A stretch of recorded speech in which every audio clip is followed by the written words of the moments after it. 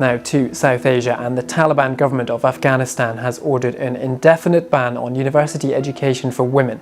The order was signed by the Minister of Higher Education, further restricting women's access to formal schooling. The greatest authority in the Sunni world, al-Azhar Universities Grand Sheikh, Sheikh Ahmed Tayeb, has entered into a dogmatic dispute with the Taliban regime due to the regime banning women's university education in Afghanistan. Sheikh Ahmed Tayeb wrote to the Taliban regime telling them their actions were un-Islamic.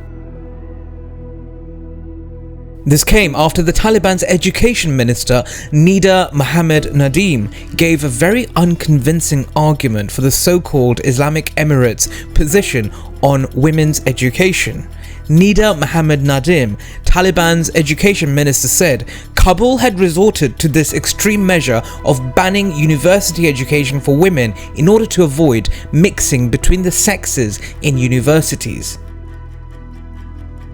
According to the minister, the education system in universities where men and women mix violate the principles of Islam. The Taliban have been criticized by all Islamic countries, including Saudi Arabia. Sheikh Ahmed Tayeb issued a statement exposing Afghan radicals for ignorance of Islamic principles. He openly declared that the decision for Afghan girls not to receive a university education was a direct violation of Islamic law, which requires men and women to seek knowledge from the cradle to the grave.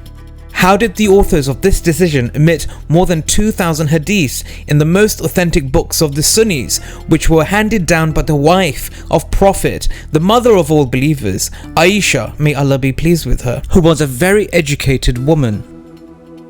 According to Sheikh Ahmed Tayeb, the prohibition of women's education does not represent Sharia law and radically contradicts the call of the Holy Quran. Well, I think the Sheikh did a marvelous job here. Islam does encourage women to be educated in the religion and also outside of it, and in all beneficial matters in which they're capable of. Seeking knowledge is an obligation upon all Muslims, regardless of their gender.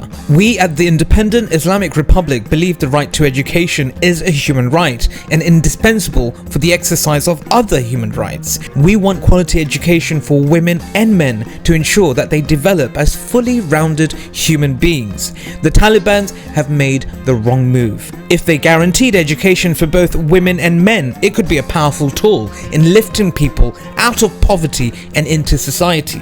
The Taliban would not have to beg to the United Nations and Western nations all the time to help when there's natural disasters out there. Thanks for listening to the Independent Islamic Republic. Assalamu alaikum. Have a wonderful night.